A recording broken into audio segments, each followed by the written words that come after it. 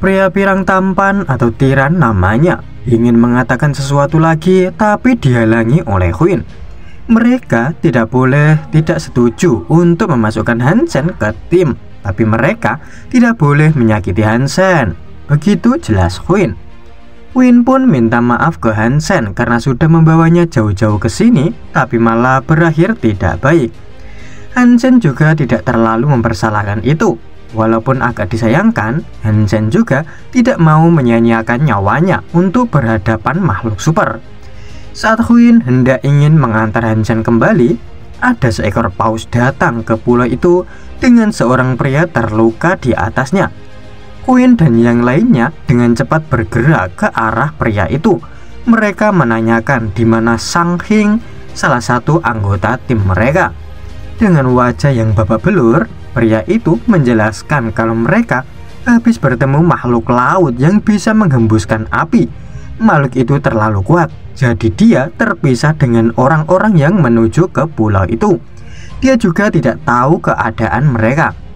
Ketika Hansen melihat luka bakar pria tua itu, dia jadi teringat dengan kengerian kuda laut biru.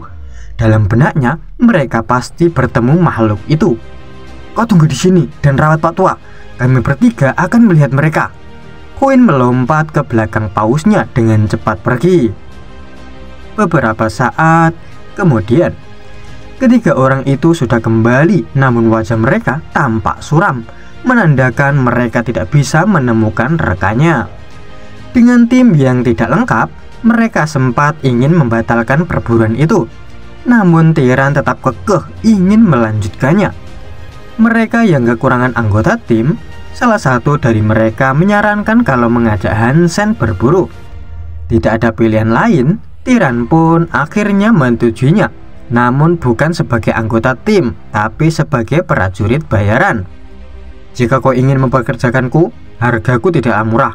Rubah perak dan aku dihitung sebagai 2 orang. Oleh karena itu, kami masing-masing menerima 1 jiwa binatang darah dewa," kata Hansen sambil tersenyum.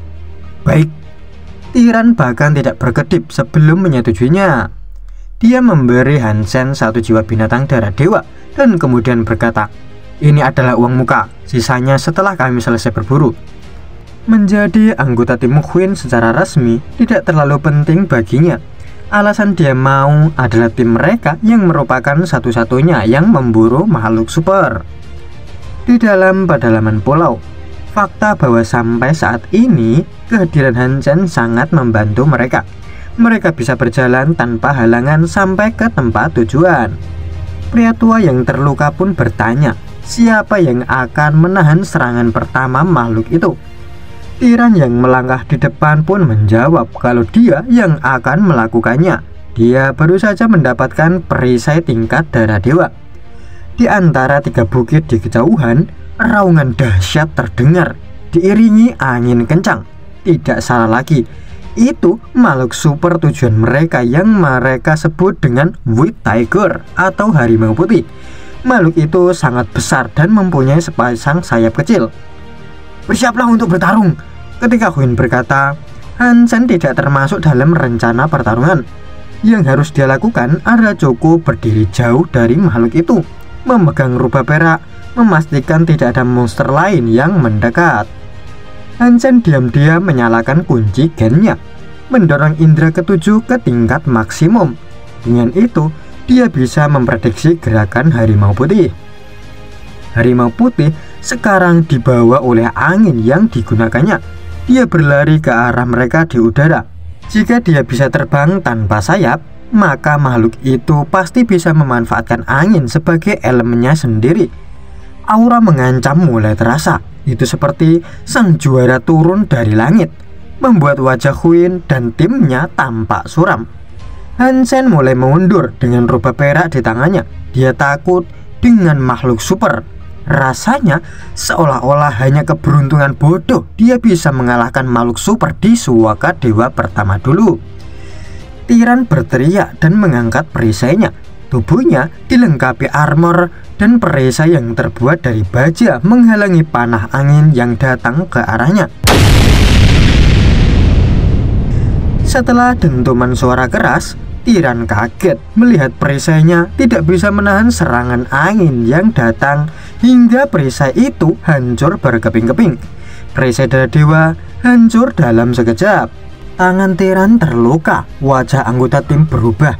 Kekuatan harimau putih bahkan lebih besar dari yang mereka duga. Hanya butuh satu sapuan udara untuk menghancurkan pertahanan Tiran. Aura Tiran berubah. Dia memegang tombak besar dengan cahaya emas membungkusnya. Begitu juga kedua orang lainnya, yaitu Xiao Miao, gadis kecil, dan Duji yang bersiap menyerang dengan masing-masing senjata mereka. Walaupun posisi Huin berada di paling belakang, makhluk itu bisa melewati mereka bertiga dengan mudah. Tampaknya tujuan makhluk itu adalah Huin. Cakar makhluk itu yang tepat berada di depan Huin terlihat sangat menyeramkan.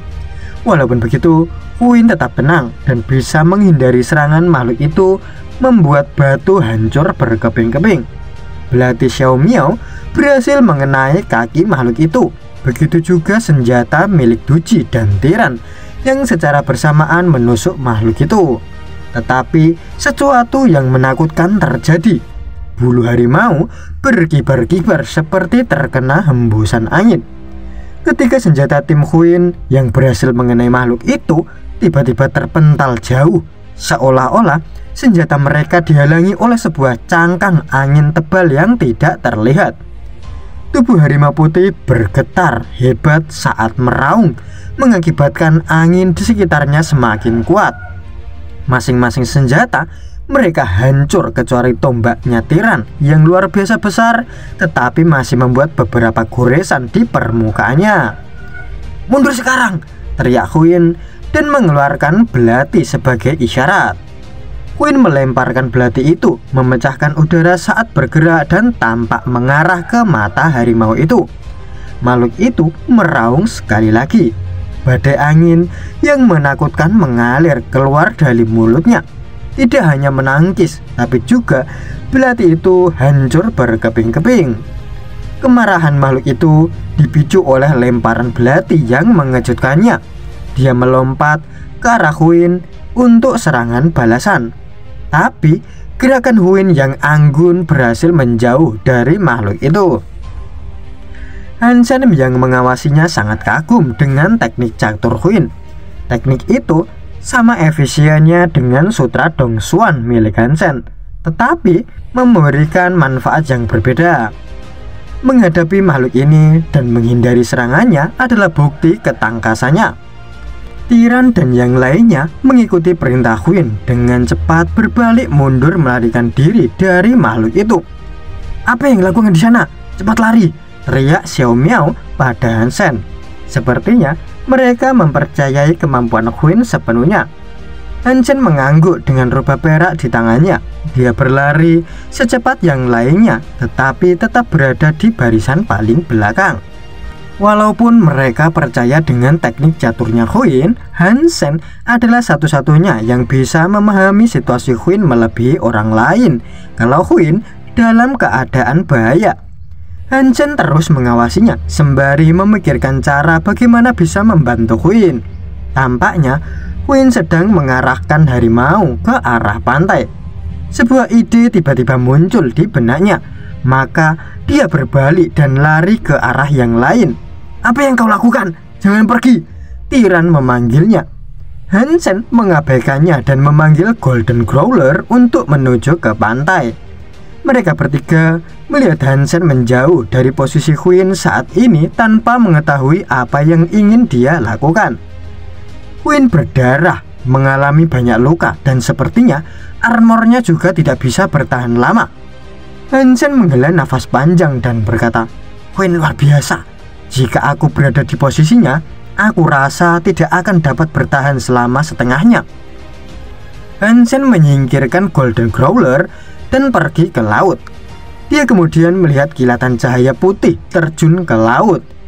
Ketika harimau membawa cakarnya ke atas air, laut terbelah menjadi dua, menciptakan parit beberapa puluh meter. Cahaya muncul di tubuh Huin dan dia sekarang memegang tombak di masing-masing tangannya. Dia dengan cepat berbalik untuk memblokir serangan yang akan datang. Kedua tombaknya hancur. Huin terdorong mundur, darahnya mengucur keluar. Walaupun harimau putih tidak mau berenang, dia terus mengayunkan cakarnya. Hembusan angin yang kencang membuat laut bergejolak belasan meter.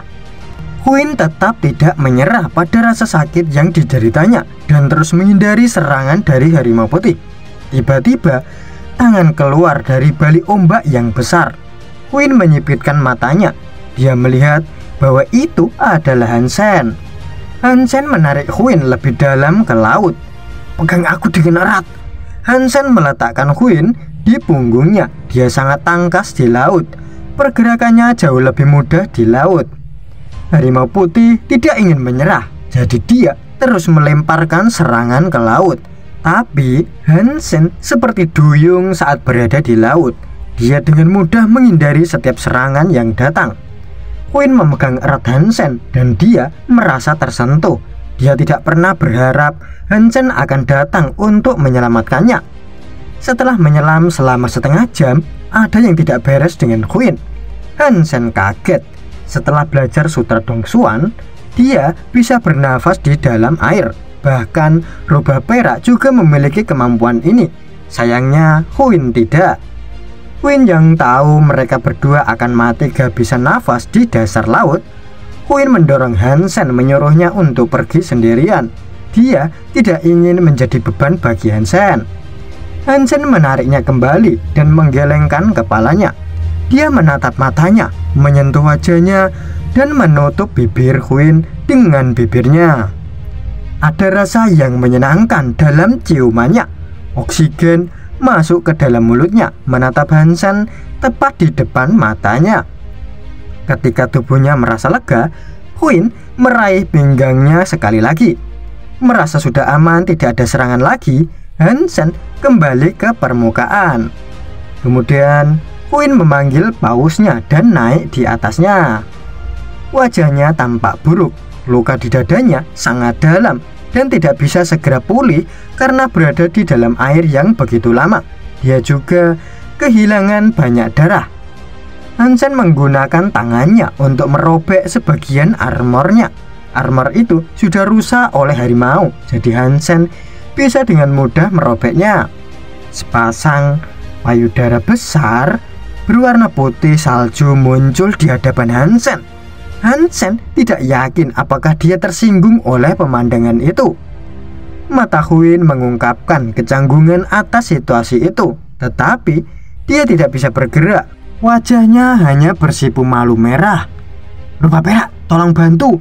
Rubah perak memandang Hansen dan berbalik untuk melihat Huin. Kemudian dia menjilati luka yang berada di kulit seputih saljunya.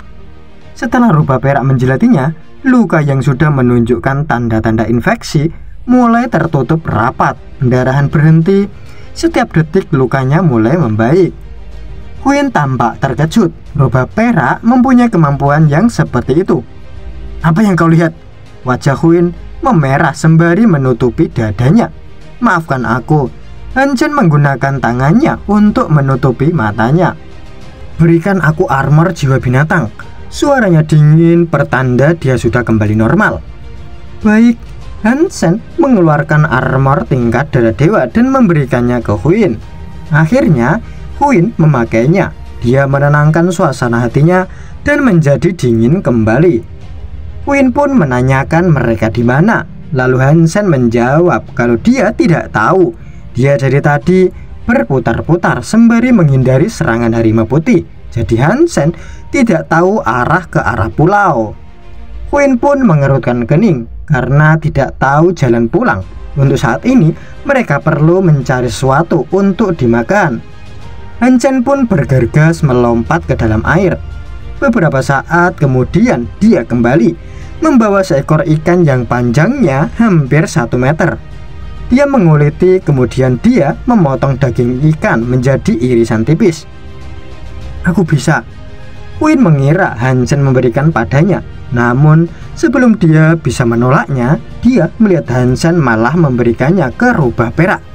Dia dengan cepat menutup mulutnya dan tersipu malu. "Oh, kamu mau?" Hansen mendengar kalimatnya yang terpotong. Jadi dia mengambil sepotong lagi dan menyuapinya. Sangat malu, Quinn memalingkan wajahnya, berjalan menjauh dan duduk menghadap ke laut. Setelah pada irisan terakhir, Hansen mengambilnya dan memasukkan ke dalam mulutnya. Tetapi sebelum Hansen menelan semuanya, rubah perak melompat dan menggigit separuh daging ikannya. Quinn merasa ada yang tidak beres. Mulut rubah perak dan Hansen terhubung, tetapi rubah perak baru saja menjilat sesuatu yang indah miliknya. Wajah dingin Quinn tiba-tiba memerah. Dia berbalik dan kembali menatap laut. Hansen terkejut karena dia hanya bermain dengan rubah perak. Dia tidak tahu mengapa dia begitu marah lagi. Beberapa jam kemudian, mereka melihat sebuah pulau dari kejauhan. Walaupun tidak ada orang yang di sana, setidaknya mereka bisa menemukan beberapa makanan. Selama ini mereka hanya minum darah ikan. Setelah mereka sudah cukup dekat dengan pulau, Quinn memanggil sayapnya dan terbang untuk mengecek situasi di pulau. Setelah mereka yakin dan aman, mereka turun dan naik ke pulau. Melihat buah beri merah di depannya, Hansen berpikir kalau buah ini tidak mungkin memiliki efek samping seperti jambu merah kan, dan berkata pada Quinn, "Apa aku bisa memakan buah ini? Aku bosan makan ikan." Begitu katanya. Meskipun Quinn juga muak dengan daging ikan, tidak semua tanaman di tempat itu aman dikonsumsi oleh manusia. Hansen terus mengamati buah itu. Dari pengetahuan yang dia terima dari Profesor Sun, dia yakin mereka bisa dimakan. Quinn mengabaikan Hansen dan memutuskan untuk masuk lebih dalam. Dia tidak mau mengambil resiko. Hansen dan Quinn memanjat ke atas bukit, melihat keadaan pulau itu. Pulau itu tidak besar dan juga tenang. Tiba-tiba, rubah perak melompat dari Hansen ke arah bawah bukit. Ternyata, rubah perak ke arah bunga teratai putih. Hansen penasaran kenapa ada bunga teratai di sini dan hanya ada satu. Apalagi rubah perak terlihat sangat penasaran dengan bunga itu. Rubah perak itu terus mengendusnya. Hansen bertanya-tanya bingung. Jika rubah perak ingin memakan sesuatu, dia biasanya langsung melahapnya tanpa berpikir. Tapi ini dia menunggu memakannya. Hansen melihat asap membumbung di dekat laut, yang berarti Quinn berada di sana.